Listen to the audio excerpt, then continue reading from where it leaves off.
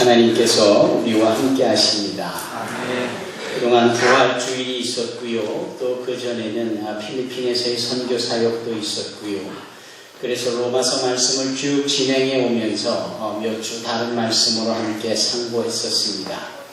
그래서 오늘 로마서 8장 5절로 11절의 말씀을 상고하기 전 다시 한번 7장으로부터 거슬러 올라가 오늘 본문의 말씀의 직전까지 과연 어떤 말씀이 펼쳐졌었는지를 다시 한번 상기해 보는 시간을 갖겠습니다. 아시다시피 사도 바울은 우리에게 이렇게 격려를 했었습니다. 내가 그리스도를 본받은 것 같이 너희도 나를 본받으라. 얼마나 당당하고 자신 있는 표현이었습니까? 그럼에도 불구하고 그는 스스로 심한 자괴감에 빠지기도 했고 스스로 갈등 속에 있기도 했습니다. 죄의식이라 할까요? 힘듦이 있었습니다. 이유가 뭡니까? 옳은 일이 무엇인지를 알고 그른 일이 무엇인 정도는 안다. 또 옳은 일을 해야 되는 당위성도 내가 알고 있어 그것을 하겠다고 다짐을 했고 옳지 않은 일은 결코 하지 말아야 되겠다고 내가 계획을 했다. 그럼에도 불구하고 그 다짐과 나의 계획은 송두리째 부서져 내렸으며 나는 어느새 해야 될 일은 하지 못하고 하지 말아야 될 일들은 버젓이 하고 있으니 도대체 나는 누구인가? 도대체 나는 뭐하는 존재인가? 옳은 일이기에 해야 됨에도 하지 못하는 이 연약함은 무엇인가? 좋지 않고 그른 일이기에 하지 말아야 됨에도 버젓이 그 일을 하고 있는 나는 도대체 얼마나 정말 지긋지긋한 죄의 모습을 지니고 있는가? 도대체 이 모든 나의 연약함과 무기력함과 무능력함 속에서 나를 건져낼 존재는 있는가? 어허라, 나는 곤고한 사람이다. 누가 나를 이 사망의 물에서 나를 건져내랴. 이런 탄식을 했습니다. 그리스도를 본받았다라고 여기는 자가 이런 탄식을 할 정도면 우리는 두말하면 못합니까? 이 전체 내용이 로마서 7장 내용입니다. 그런데 그 로마서 7장이 끝나면서 속절없이 죄의 구렁텅이에 빠져 아무런 대책 없이 그렇게 죄의 끝자락인 사망으로 젖어들 수 없는 상황으로 끝나버리는 듯한 이 로마서 7장에 한 줄기 서광이 비칩니다. 여러분, 반전이라는 것이 있잖아요. 반전이라는 것은 반대된다라는 것으로 한글 사전에 그렇게 기록하고 정의하고 있지만 소위 우리가 이해하는 반전은 무엇입니까? 슬프게 끝날 수 있는 것들이 어느 한 사건을 통해서 기쁨으로 해피엔딩이 될 수 있는 것. 우리가 전혀 생각해보지 못한 것이 출현하여서 문제가 급반전하여서 모두가 행복할 수 있고 좋은 일이 있을 거 깜짝 놀랄 만한 결과물로 끝나는 것. 이게 반전 아닙니까? 로마서 7장까지만 보면은 우리는 소망이 없습니다. 그저 탄식만 하다가 팔자 타령만 하다가 어차피 죽을 인생 노세 젊어세 노세 늙어지면 못 노나니 라는 식으로 그냥 주어진 하루살이 인생에 그냥 만족해하며 그렇게 끝나버릴 듯한 이 이야기가 놀랍게도 반전이 있습니다. 그 반전의 주체는 누굽니까? 하나님이십니다. 하나님께서 우리를 위하여 반전의 카드를 내놓으시는 그분의 반전의 카드는 무엇입니까? 우리 주 예수 그리스도십니다. 하나님 편에서 보시면 독생하시는 하나밖에 없는 아들 예수입니다. 거룩한 흠없는 죄 없는 당신의 독생하는 아들 예수를 우리 모두가 사망의 법에 덫에 걸려서 죽을 수밖에 없는 이 상황 속에 대신 십자가에서 죽게 하시고 그 죄의 삭힌 사망을 지불하시는 겁니다. 이것이 급반전으로 나타나기 시작합니다. 그 예수의 십자가에서의 죽음의 은혜는 그래서 우리 모두에게 크나큰 반전의 역사를 이룹니다. 누구든지 예수를 믿으면 멸망치 않고 영생을 얻게 되어진다는 이 요한복음 3장 16절이 바로 반전의 대서사시입니다. 위대한 고백입니다. 예수님 때문에 우리가 멸망치 않고 다시 살 수 있다는 것, 이 얼마나 위대한 일입니까? 주님께서 십자가에서의 그 고난을 당하셨으니, 그분이 십자가에서 고난의 끝자락에서 죽음을 당하셨으니, 그 끝자락에 죽음을 당하시기 직전 테텔레스타이 다 이루었다라고 선포하심으로 말미암아 모든 이들의 죄가 사해지는 역사를 하나님께서 펼쳐놓으신 겁니다. 대단한 일이지요. 위대한 일입니다. 그래서 우리는 늘 예수 그리스도의 은혜를 기억하여야 하고 그분의 고난을 우리가 깊이 상고해야 합니다. 부활의 기쁨으로 가슴 벅찬 삶을 누리는 것 당연하겠습니다만 한편으로는 그 부활이 부활되어지기까지 과정 속에 있었던 예수 그리스도의 그 처절한 고난을 우리는 잊지 말아야 합니다. 제가 입버릇처럼 얘기하는 것 중에 하나가 도마의 이야기입니다. 도마 하면 떠오르는 게 뭡니까? 의심 많은 이러한 수식어가 붙잖아요. 그러나 그 의심이라는 측면을 좀 털어내고 도마만 좀 보자고요. 도마가 예수 그리스도의 부활에 대한 소식을 들었을 때 믿지 않았습니다. 그러면서 그냥 믿지 않았던 것이 아니라 그는 이렇게 표현을 합니다.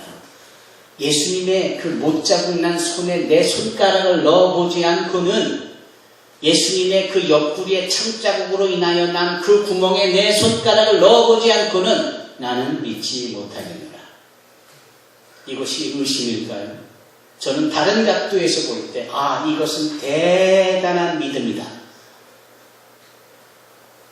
예수 그리스도의 부활의 사건도 결국은 고난이 전제되어져서 있는 완성이지, 그래서 이 고난이라는 증거가 없다면 천하의 예수님도 나의 주님이 될 수 없다라는 거예요. 주님께서 3년 반 동안에 그렇게 처절하게 말씀하신 것이 뭡니까? 우리를 위하여 고난 당하신다라는 것 아니었습니까? 고난으로 인하여 죽으실 것을 말씀하시지 않으셨습니까? 그리고 사흘 후에 부활하실 것을 말씀하셨어요. 그렇기 때문에 적어도 도마에게는 부활 그거 하나로는 부족하다라는 거예요. 예수님의 고난을 내가 직접 확인해야 되겠다라는 거예요. 이게 의심입니까? 그런 도마를 위해서 주님께서는 다시 한번 부활하신 당신의 몸을 나타내시죠. 신이 도마에게 뭐라 합니까? 뭐라 하십니까? 자, 도마야, 내 손에 네 손가락을 넣어봐라. 내 옆구리의 창자국에 네 손가락을 넣어봐라. 여러분, 부활하셔서 신령한 몸이 되셔서 공간 따위는 제한받지 않고 초월하시는 분이세요. 문 꼭꼭 걸어 잠그고 가운데 모였어도 순식간에 호련히 나타나시는 신령한 몸을 지니신 분이 주님이신데, 그 신령한 몸에 여전히 고난의 흔적을 두신 이유가 무엇이었을까요? 나중에 밤모섬에 유배되어졌던 사도 요한이 그 예수님을 환상으로 볼 때 고난받은 어린 양이라고 표현할 때 그 영광스러운 하나님의 보좌 우편에 계신 우리 주 예수 그리스도께서 여전히 고난의 흔적을 지니고 있다는 것을 환상으로도 뚜렷이 본 것이죠. 아니, 그렇게 환상으로도 요한에게 뚜렷이 여전히 고난의 흔적을 지니신 예수님을 보여주신 것이죠. 그 고난을 확인한 도마가 뭐라고 고백을 합니까, 여러분? 이렇게 고백합니다. 나의 주여, 나의 하나님이여. 여러분, 이 위대한 고백이 저와 여러분들의 고백이 될 줄로 믿습니다.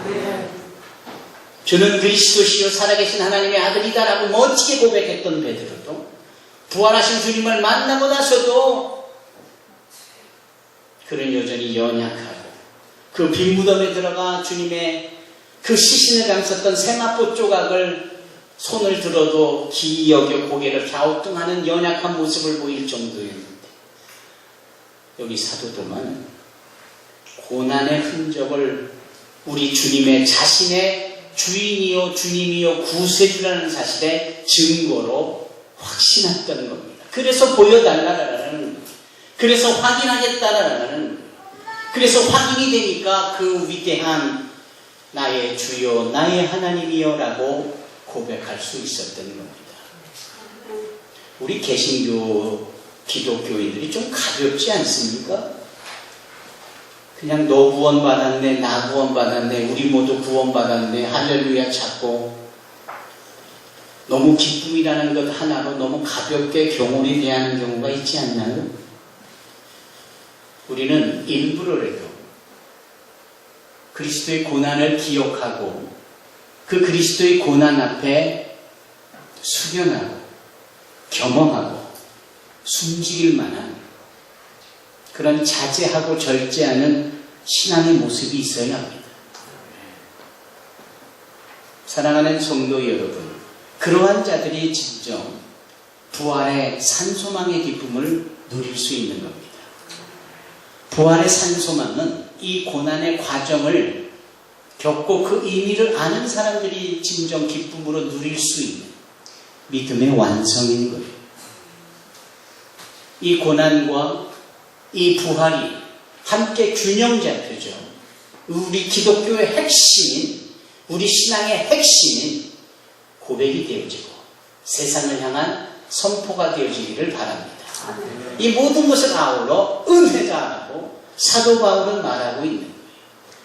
하나님께서 이 은혜의 카드로 정말 사망의 끝자락에 막다른 골목으로 치달아가면 더 이상 대책 없고 거기서 끝을 낼 수밖에 없는 불쌍한 죄인들을 향한 대반전의 역사를 일으키시며 그 은혜를 우리에게 덧입힙니다. 온통 하늘이 먹구름으로 가득해서 시커멓고 곧 폭풍우가 올라치는 바로 그때에 바람이 불어옵니다. 성령의 바람이 불어옵니다. 그 바람이 온갖 먹구름을 다 흩어버립니다. 언제 먹구름으로 캄캄해졌는지를 기억하지 못할 만큼, 느끼지 못할 만큼 찬란한 햇빛이 환하게 비치는 서강을 우리에게 허락합니다. 그 성령의 바람이 우리 가운데 임하여지니 차디차게 고집스러운, 미련하고 어리석은 우리의 자아가 녹아지기 시작합니다.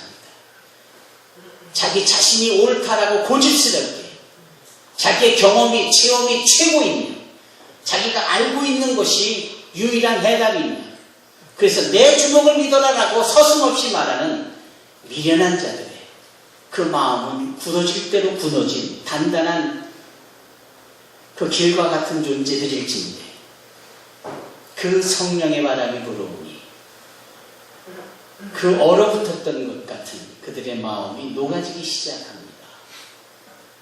마치 최근에 그렇게 유행을 했고 모두가 좋아했던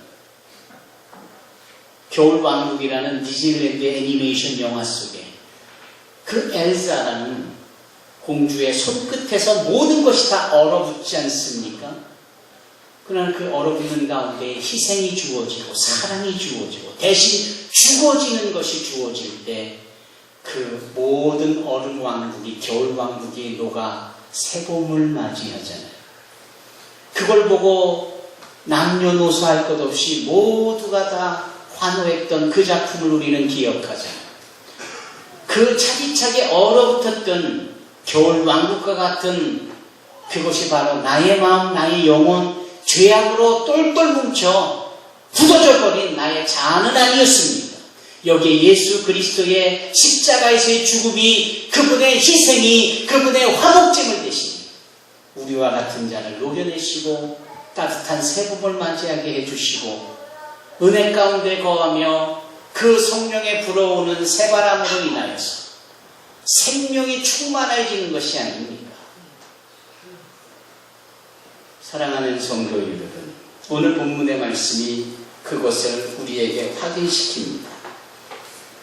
육신을 따르는 자는 육신의 일을, 영을 따르는 자는 영의 일을 생각하나니 육신의 생각은 사망이요 영의 생각은 생명과 평안입니다.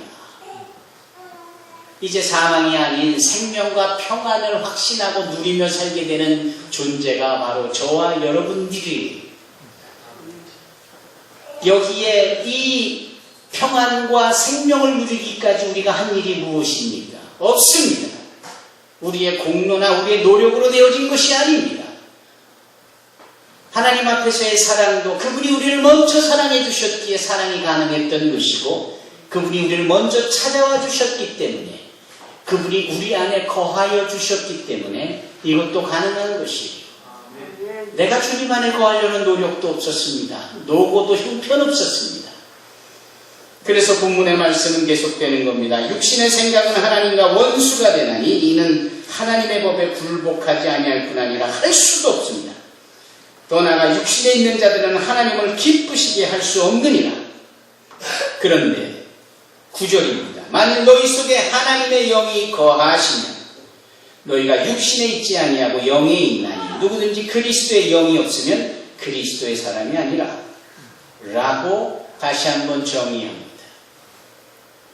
만일 하나님의 영이 우리 속에 거하신다면, 이 부분에 대해서 우리는 내가 과연 내 안에 하나님의 영이 계신지를 확인할 수 있어야 합니다. 자각할 수 있어야 합니다. 예전의 구습과 고집스러운 나의 모습이나 여전히 죄에 대하여서 속절없이 넘어가고 유혹에 빠지고 죄를 지으면서 탐욕을 하고 말초신경을 자극하는 것들에 우리의 시각을 두는 일들이 계속해서 우리에게 주어진다면, 글쎄요, 과연 우리와 같은 그런 존재 속에 거룩하신 하나님의 영이 와 계실까요? 하나님의 영이 계시지 아니함으로 우리가 그러한 것들을 즐기고 누리고 여전히 연연해하고 마치 롯의 처가 연연하여 뒤를 돌아보아 소금 기둥처럼 된 것처럼 그러한 존재가 바로 우리가 아닐까요? 요한계시록 3장에 보면 라오디게아 교인들에 대한 신앙의 평가가 나옵니다. 성령 하나님의 평가예요. 그 라오디게아 교인들의 특징이 무엇입니까? 어쩜 그리 신앙은 있는 것 같은데 미직지근한지, 이건 찬 것도 아니고 더운 것도 아니고 미직지근해서 이거 그냥 토해내고 싶다라는 것이 주님의 라오디게아 교인들을 향한 신앙의 평가입니다. 여러분, 우리는 뜨끔하지 않습니까? 이게 우리의 이야기는 아닐까요? 그러면서 덧붙여 말씀하시지요. 주님이 지금 어디 계신 거예요? 볼지어다 내가 문 밖에서 두드리노니 누구든지 내 음성을 듣고 문을 열면 내가 들어가 그로 더불어 먹고 그는 나와 더불어 먹으리라. 중요한 것은 먹는 게 아니라 주님이 어디 계시느냐라는, 너희 라오디게아 교인들이요, 너희들이 교인이고 성도니까 내 영이 너희 안에 거하고 있는 줄 생각하느냐? 그렇다면 어떻게 그렇게 미직지근할 수 있겠냐? 그렇지 않다라는 거예요. 그래서 보여주는 말씀이 뭡니까? 내가 네 문 밖에 있다라는 거예요. 너희들은 이미 나를 영접하여 성도라라고 착각하고 있는지 몰라도 나는 여전히 네 문 밖에 서서 문을 두드리고 있다. 이 두드리는 소리를 듣고는 있니? 여러분, 2000년 전 기록되어진 이 라오디게아 교인들의 미직지근한 신앙의 모습이 어쩌면 2015년을 살고 있는 우리의 신앙의 모습일 수도 있습니다. 떡하면 우리가 큰 교회가 어쩌느니 대한민국 교회가 어쩌느니 얘기를 하지만 우리부터 잘해야 합니다. 우리부터, 나부터 잘해야 하는 겁니다. 과연 나는 그리스도의 영을 모시고 있는 진정한 그리스도인인가? 그래서 늘 내 속에는 성령의 새바람이 불어와 나를 녹여내며 나를 생명이 약동하고 그렇게 성장케 하는, 그래서 생명과 평안이 있는가? 여기 10절에 뭐라 하십니까? 또 그리스도께서 너희 안에 계시면 몸은 죄로 말미암아 죽은 것이나 영은 의로 말미암아 살아있는 것입니다.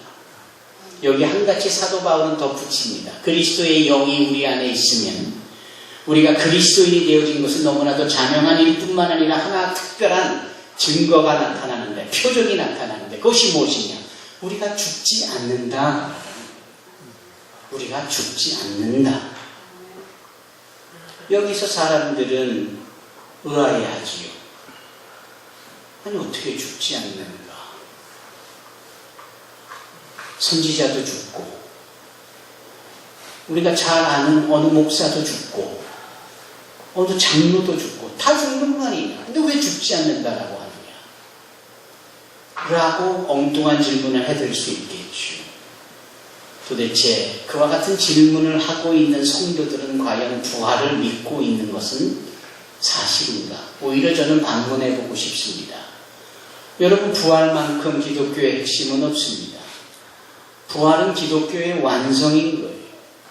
그래서 우리가 지난주에도 우리가 그렇게 외쳐댔잖아요. 뭐라고요? 크리스토스 아네스테, 알레토스 아네스테, Jesus is Lord, Jesus has risen. 예수는 나의 구세주이시다. 예수께서 부활하셨다. 초대교회 성도들의 외침과 고백은 이 두 가지 문장이었어요. 더도 덜도 아니었습니다. 예수의 구세주 되심과 예수의 부활하심에 대한 것만 외쳤습니다. 오늘날 우리는 예수의 구세주됨을 입으로 고백하고 선포하는 듯 싶은데 이 부활에 대해서는 의외로 믿지 않는 자들이, 믿지 못하는 자들이 많다라는, 여러분 믿어지시나요? 예수님의 부활을 믿고 있습니까? 왜 이렇게 자신이 없습니까? 안 믿어지는 거예요. 못 믿어지는 겁니다. 그래서 사도 바울은 마지막 11절에 이렇게 표현하잖아요. 예수를 죽은 자 가운데서 살리신 이의 영이, 그러면 예수를 죽은 자 가운데 살리신 이가 누굽니까? 하나님이시죠. 그분의 영은 뭡니까? 성령이시죠. 너희 안에 거하시면, 즉 성령이 너희 안에 거하시면, 한 번 더 반복하잖아요. 그리스도 예수를 죽은 자 가운데서 살리신 이가 너희 안에 거하시는 그의 영으로 말미암아 너희 죽을 몸도 살리시리라. 너희 죽을 몸도 살리시리라. 우리가 이후에 나이가 많이 들고 세상을 떠나가 되어질 때, 그래서 세상을 떠나는, 천국으로 돌아가는 소위 죽음이라는 이 명사 앞에 그 죽게 되어질 것에 대해서 우리를 다시 살리시리라 이렇게 말씀하는 겁니다. 부활하신 주님으로 인하여서 그 예수의 십자가의 고난에서 죽었는데 그 죽으신 예수를 다시 살려내실 수 있으신 하나님께서 그 예수를 믿는 우리에게 어찌 그 부활의 참여를 허락하시지 않겠는가? 어찌 우리도 다시 살려내시지 않겠는가? 우리가 지난 부활주일에 무슨 말씀을 나눴습니까? 믿음의 조상 아브라함까지도 그 마지막 창세기 22장에 그 아들 독생하는 이 이삭을 번제물로 드리려 할 때 아브라함이 어떤 신앙을 지녔던 겁니까? 부활신앙을 지닌 겁니다. 그래서 내가 내 아들 이삭을 죽여서 번제물로 드려도 하나님은 그 아들을 다시 살려내실 것을 믿었습니다. 믿었던 그에게 그가 두 사환에게 뭐라고 얘기했어요? 우리가 가서, 정확하게 말하면 내가 내 아들 이삭과 저기 모리아산에 가서 하나님께 예배 드리고 우리가 다시 오리라. 혼자 오는 게 아니라 이삭과 같이 올 거예요. 온다는 것을 말하는 거예요. 내가 죽일 건데 하나님은 살리실 거라를 믿었기 때문에. 이 위대한 고백을 우리의 믿음의 조상 아브라함이 했다면 그의 믿음의 후손들인 우리는 당연히 우리의 신앙 속에 부활의 능력을 믿어 확신해야 합니다. 그리고 그것을 고백해야 합니다. 그래서 여기 사도 바울이 이 로마서 8장 12절에 말하고 있는 것처럼 너희 죽을 몸도 살리시리라. 이 말씀을 믿고 세상 가운데 선포해야 합니다. 죽은 동생 나사로를 두고 가슴이 아파하는 한 여인이 있었어요. 그의 이름이 마르다입니다. 내가 살려내겠다 그랬더니 첫 마디가 뭐래요? 주님, 죽어서 장사된지 땅에 묻은지 무덤에 넣어둔지 이미 나흘이 됐습니다. 더 더 나아가서 그 연을 한 마디 더 붙이잖아요. 뭐라고 하죠? 냄새가 난다고 합니다. 사람이 죽으면 시신이 돼서 부패가 진행되면 냄새 나잖아요. 더더군다나 오늘날 무슨 병원에 이렇게 장례식을 앞두고 냉동고에 그 시신을 넣어두는 시설도 없는 그때에 더더군다나 정말 뜨겁고 햇볕만 있는 이 팔레스타인 땅 아닙니까? 거기에 사람이 죽어 시신이 되면은 부패야 금세 일어나고 금세 냄새가 나는 것은 너무나도 자명하지요. 당연하지요. 그것도 하루도 아니고 이틀도 아니고 사흘도 아니고 나흘이 됐으면 죽어 펄펄 냄새가 난다. 이런 고백을 마르다가 하잖아요. 그래서 여기서 내가는 주님이시지. 나는 부활이요 생명이니 나를 믿는 자는 죽어도 살겠고 무릇 살아서 나를 믿는 자는 영원히 죽지 아니하리라. 이것을 네가 믿느냐? 그럴 때 이 마르다의 고백이 뭡니까? 주여 그러하외다. 주는 그리스도시 세상에 오시는 왕이로소이다. 이 고백 속에 나사로야 나오라 하시며 그 죽어 냄새나는 나사로를 다시 살리신다 말이죠. 누가? 부활하시는 예수님께서. 사도 바울은 너무나도 이 부활에 대해서 정확하게 이해하고 확신했던 사람입니다. 그도 그럴 수밖에 없는 것이 그가 사도행전 9장에 따르면 다메섹으로 가는 길 위에서 부활하신 주님을 만나잖아요. 놀라운 뜨거운 이 12시 태양빛보다도 더 밝은 빛이 자신을 감싸고 비추자 깜짝 놀라며 이것은 절대자라는 사실을 본능적으로 아는 겁니다. 그러면서 그가 고백하잖아요. 주여 네 시오니까. 그럴 때 주님께서 네가 핍박하는 예수다. 핍박을 받아 십자가에 죽으신 분, 그분이 다시 그 영광스러운 모습을 드러냈다는 것은 부활이 아니고 무엇입니까? 그 부활을 직접 몸소 경험한 것이 사도행전 9장의 이야기며 사도 바울의 체험담입니다. 사랑하는 성도 여러분, 이거 정말 중요한 부분입니다. 나중에 그는 3년 뒤에 예루살렘에 가서 베드로를 만나고 야고보를 만납니다. 그리고 그 베드로의 입술을 통해서 야고보의 입술을 통해서 부활하신 주님께서 어떻게 부활하셨는지에 대하여서 듣고 자신의 경험을 덧붙여서 고백하지요. 그것이 고린도전서 15장 말씀입니다. 고린도전서 15장에 이렇게 고백합니다. 형제들아 내가 너희에게 전한 복음을 너희에게 알게 하느니 이는 너희가 받은 것이요 또 그 가운데 선 것이라. 너희가 만일 내가 전한 그 말을 굳게 지키고 헛되이 믿지 아니하였으면 그로 말미암아 구원을 받으리라. 내가 받은 것을 먼저 너희에게 전하였노니 이는 성경대로 그리스도께서 우리 죄를 위하여 죽으시고 장사 지낸 바 되셨다가 성경대로 사흘 만에 다시 살아나사 게바에게 보이시고 후에 12 제자에게와 그 후에 500여 형제에게 일시에 보이셨나니 그 중에 지금까지 대다수는 살아있고 어떤 사람은 잠들었으며 그 후에 야고보에게 보이셨으며 그 후에 모든 사도에게와 8절 바울 자신의 이야기입니다. 맨 나중에 만삭되지 못하여 난 자 같은 내게도 보이셨느니라. 뭘 봤다라는 겁니까? 부활하신 주님을 봤다라는 겁니다. 부활하신 주님을 보았기에 그는 이 부활을 우리에게 허락하실 것도 믿은 거예요.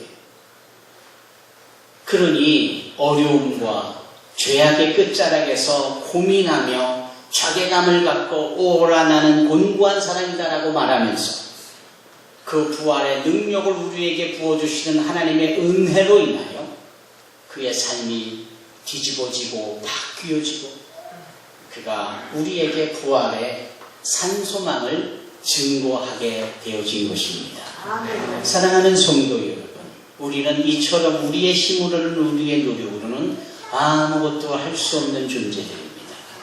그러나 나에게 오신 그리스도의 영, 우리 주 예수를 다시 살리신 하나님의 영고 성령이 임하여 나에게 충만히 계시다면 그분은 우리의 죽을 몸도 다시 살려내실 겁니다. 그분은 우리의 처한 현실적인 문제까지도 도와주시고 손 내밀어 우리를 그 모든 것을 극복하고 돌파하고 이겨낼 수 있도록 허락해 주실 줄로 믿습니다.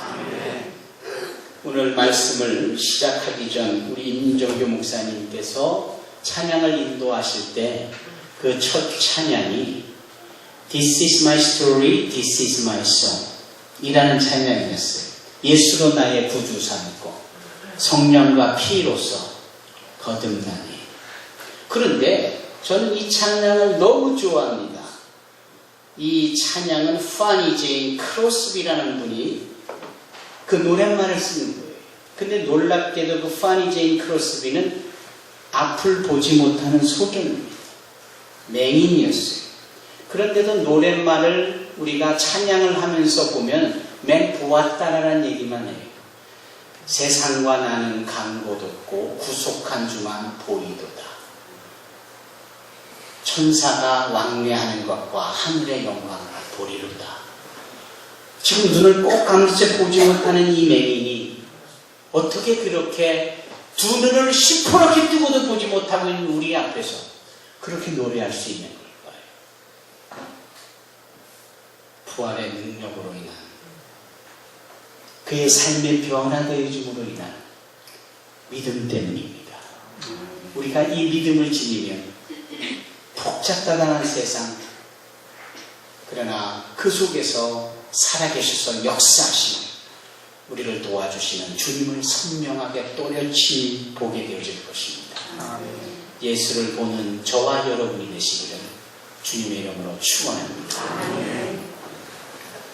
기도하겠습니다.